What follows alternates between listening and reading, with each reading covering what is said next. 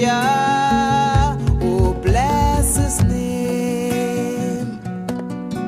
Christmas Bless his first holy name. on Sky 99.5 Bless his FM. name. Ooh. And we're looking at 11 minutes after 7 here on Sky 99.5 FM. Time for us to do some news making as we settle inside hour number 2 of the Breakfast Round the Table for today, Thursday, the 29th of September 2016. On the line with us is Martin George, senior attorney at law and also member of the Police Service Commission. And he's also very much involved with Crime Stoppers International, who is having a major conference next week. Good morning to you, Martin George. Yes, hi. Good morning to you, Justin. Morning, Good Mr. morning, George. Trinidad and Tobago, and good morning to your panel. Good morning, Edison. Good morning, Dr. Wayne. Morning, sir. Good morning. It's the 37th Annual Crime Stoppers International Conference, and you're going to be looking at some of the newer types of crime: cybercrime, illicit trade, human trafficking, and social media, and how that could help crime fighters as well. Yes, Jessamy. And, you know, one of the more interesting aspects of the conference, and one which I think business persons would be particularly interested in, is the aspect of counterfeiting. I was at the international seminar last year in Toronto, and it was amazing when they explained to you how widespread this issue of illicit counterfeiting is, because the point is it affects every product imaginable, down to tinned corn, ketchup, mustard, peas and carrots. They said everything is being counterfeited on a large scale worldwide. So it's a massive problem for manufacturers, because the point is it affects their bottom line in terms of their profitability. It also affects their product image, because when persons buy the poor quality knockoff counterfeit item, they would think that it's your product, and they would say, well, look, the quality of your product is no good. So it really was an eye-opener when you realize. So, you know, normally you would think it's just on the high-end goods, the luxury items, the Louis Vuitton bags, the Chanel purses, or, you know, shoes or whatever. No, it's on everything imaginable. And they said the counterfeiting is even greater on your normal everyday items, because that's what people use more. Wow. Yeah, so that was really an interesting aspect. Mr. George, I can't understand how they can counterfeit ingredients in food items. Are you saying that when you read the label and you see these traditional kind of chemicals and so on, that these are not what is in the counterfeited goods, and are these poisonous to the human system? Either that, or what they do, they will add, you know, like substitutes which are, you know, of little or no value to bulk up the product. You know, so that's what they would do in circumstances such as that. So, like, say for instance, soap powder, they may add just, you know, some, you know, stabilizer or something that really has absolutely no value in terms of a soap product, just to bulk up the content. So they may have a little bit of the soap product, and the majority of it is just this filler, you know, useless filler, you know, like sawdust kind of thing. But are these things dangerous to the human body? Cancers and things like that. Where it's dangerous is in terms of the pharmaceutical industry, because many of the mainstream drugs that we know that persons would buy regularly, many of those are counterfeited on a daily basis. And that's where the danger is, because the counterfeiters do not care what they put in the product just to bulk it up. So, like, lots of your common everyday pharmaceutical items, there's a massive worldwide counterfeiting network operating to produce those things. So even in terms of what we get here in Trinidad and Tobago, I mean, if you speak to any of the pharmaceutical companies, SmithKline Glaxo, or any of them, Pfizer, or any of them, they will tell you the headache that they have all the time dealing with counterfeiting, even here in Trinidad and Tobago. Mr. George, good morning. This conference literally is swamped with high-level international delegates in all different aspects of law enforcement and the relevant agencies. But we would want to know here in Trinidad the outcomes expected from this, and how is that going to affect Trinidad and Tobago, the crime syndicate in Trinidad and Tobago, the crime rate in Trinidad and Tobago, and its subsidiaries, as it were? Well, the thing is, the old adage, you can bring a horse to water, but you can't make it drink. So what we are trying to do is we are bringing the water, the knowledge, we are bringing the opportunity to interact, interface with these persons who have dealt with scenarios such as what we are facing and who have been able to find creative solutions. Because you see, the problem in Trinidad and Tobago is that we have kept thinking that you just throw money at the crime problem. So every year, the national budget in terms of crime is always increasing. And each successive government thinks that by simply giving a larger allocation to the Ministry of National Security, that solves the problem. That's not the answer. If we look at our history in Trinidad and Tobago over the years, we should probably try doing the opposite. Because clearly, every time you increase the allocation to Ministry of National Security, you see crime increasing. So then clearly something is not working. So I think we need to start being a bit more creative. We need to start thinking, a little bit outside the narrow parameters of our traditional paradigms as it relates to crime fighting. And that's what this seminar does. It really gives us an opportunity to interface, interact. So therefore, we've marketed it tremendously to the Ministry of National Security, the Ministry of Education, all the various government departments, which can have, an impact and play a role. Customs and Excise, Immigration Division, all of them have been invited. They've been, alerted and sensitized to what is taking place so that they can come, get ideas, share information. But at the end of the day, if there's no political will to make any meaningful change, we will still be stuck in the same paradigm and we will be having the same discussion 10, 15 years down the road in Trinidad and Tobago. Mr. George, would this seminar, this coming together of all these different people and so on, experts and so on, be able to tell us who will be able to verify if a particular product is the real McCoy, whether it's food, whether it's drugs, whether it's ingredients for food, as the case might be? Who would do that? One of the experts who is speaking on counterfeited, he actually gives a description of how he does it with certain products, but then that's because he's trained in that area. And what he will tell you is unless you are specifically trained in the area, sometimes it's virtually impossible to detect.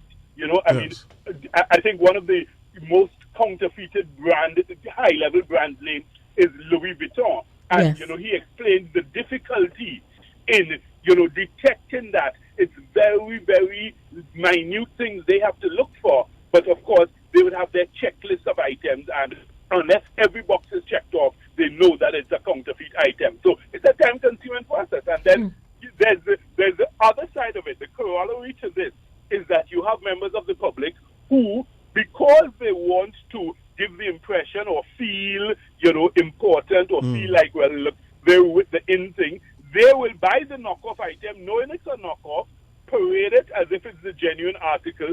So therefore, there's always a ready market for the counterfeiters when it comes to items such as that, because you have a willing public out there who is willing to purchase the items. So, what he explained to us is that only compounds the problem, because there's no question of you getting the public's assistance to say, well, look, identify who these counterfeiters were, because the people are happy that they bought their bag and they're posing with it, all over the place. And, it's their Gucci, their, Chanel, it's their Jimmy Choo shoes, and, and all of it is counterfeit. And they know it's counterfeit. But the point is, they, I guess, feel a sense of importance, a sense of status by, wearing and parading with the item.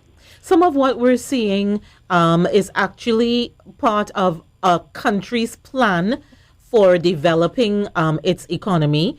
They've decided that they're going to make themselves number one in the world in manufacturing. And so they engage in these things. And whether they have actual licenses or not, we see that happening. How do you deal with that? If you have, even if it's not overt, a tacit state sanctioning? Well, I mean, that actually makes it worse. And I mean, we know there are certain countries we can identify,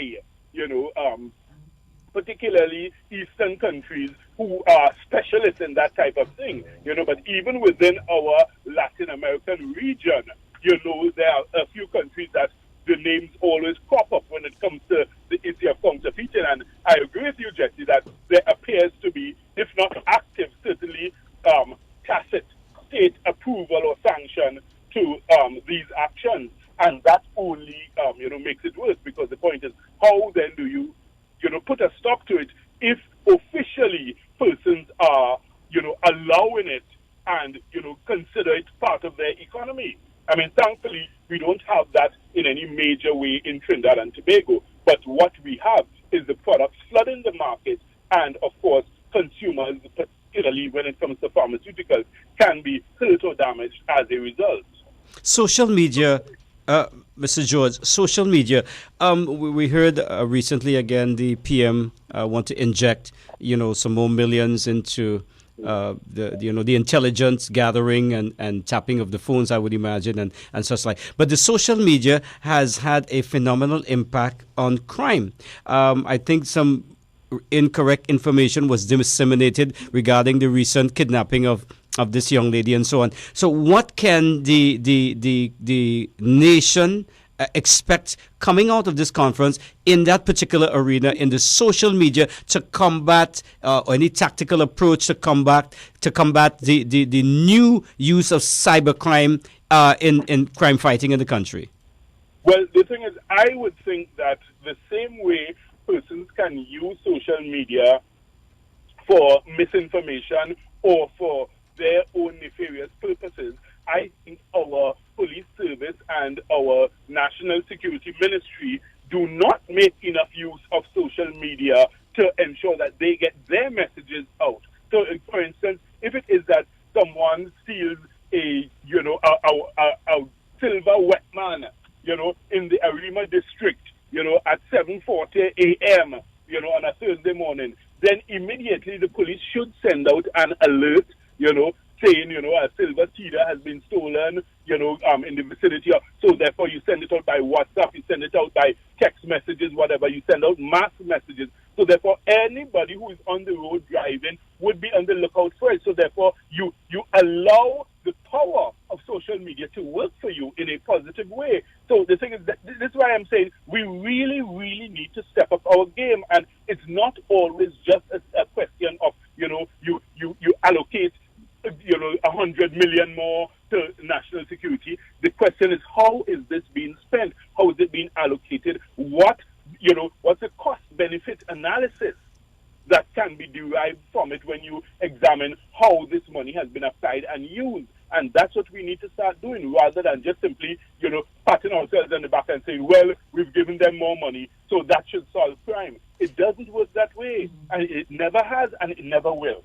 But how is that going to be interpreted into operationalizing of the security services in Trinidad and Tobago? They will be inundated literally with all of this high-tech information and all of the information that you just shared, but to put it into operation with the lack of management, as you know, coming out from the police service and so on, how is that going to be translated into the operationalized? I'm getting my tongue crossed here, sir. Okay, Yes.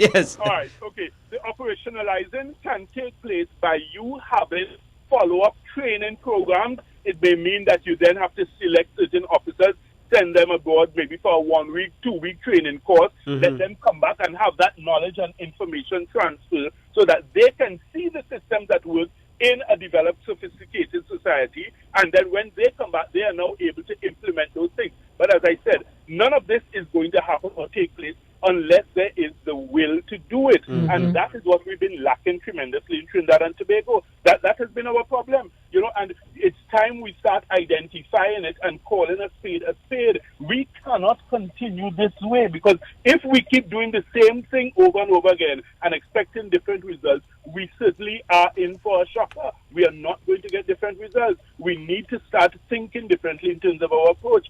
We need to, learn from experiences such as this and be able to now go back, disaggregate what we have and say, look, this aspect of the way we approach things is not working. Look at a simple example. The police officer who was involved in the shooting of the man in Oklahoma. Do you realize in less than 2 weeks, the police were able to investigate that matter, have her charged, have her jailed. She had a hearing. She was bailed. She's been suspended from duty. She's now on leave awaiting trial, and the trial is going to be coming up pretty soon. So this is less than 2 weeks. In Trinidad and Tobago, we have matters hanging on 5-6 years. Major matters, police investigations dragging on, and all they can tell you is we are working on it. The matter is in progress. What on earth does that mean? It's at the That sensitive means stage, nothing to Doc. me. It's at the sensitive stage. Yes, and we can't divulge any details. That's the claptrap and rubbish we've been subjected to in Trinidad and Tobago for years. And we need to put a stop to it. We, the public, need to tell them that we are not tolerating that type of argument or excuse anymore. The conference is happening next week. It's a 3-day conference between the 2nd and the 5th, I believe. Martin George, is there still room for registration? Yes, there is room for registration, and our general manager, Garland Samuel, he is available if it is that persons are willing to, do any late registration. There's also registration that can take place at the venue. It starts on Sunday, so you can come up even if you have not pre-registered. You can come up on Sunday and still be registered for the conference. Okay, and is this something that any member of the public can attend, or is it open only to particular professionals? No, it's open to any member of the public, and we welcome persons who can come, get information, share ideas, exchange information, because we have several breakout sessions that are very interactive, where you're able to ask questions, you're able to get more details on a topic, that kind of thing. We provide lots of handouts and lots of material that you can take away. And when you go back to your workplace or wherever, then you can now share this information. I hope you won't be too overshadowed by the budget next week. No, well, the point is the budget is, something of national importance that, nobody can ignore. So at the end of the day, we're not trying to compete with the budget. The budget has its own space and its own place. But the thing is, the issue of crime fighting is something that we have to wrestle with even after the budget is read. And I'm sure the budget itself will seek to address issues of crime fighting and, measures that they're going to put in place. But as I said, I want to see more details, and I certainly hope that the government is going to deliver for us more details rather than simply saying, well, we've allocated more money to the Ministry of National Security. We definitely need to move beyond that and get into some serious, translational ideas which can be transformative for the police service and for the Ministry of National Security. Mr. George, have you considered using an out-of-the-box approach in terms of identifying, let's say, some of the leaders in communities and probably sponsoring them and allow them to come to this so that this can be translated on the ground rather than just in the hierarchy of the society, as it were, so that people on the ground can make a drastic change in terms of informing, because the police is calling for, informants and giving information and so on. Have you considered any approach like that? Strategic approach? Well, I think our board has in fact done so. So there are some persons who have been specially invited to the conference. So therefore, it allows them that opportunity to attend and gain the knowledge. Great. All right, Martin George, we're going to leave it there for now. Thanks for squeezing us in this morning, and we look Always forward a to pleasure. hearing the outcomes of this one. Yeah? Okay, and thank you, and have a good morning. All the All best, sir. right. We've been speaking with Martin George, a senior attorney at law, member of the Police Service Commission, and also a member on the board of Crime Stoppers International. The all-new Sky 99.5 FM. On air, online, everywhere.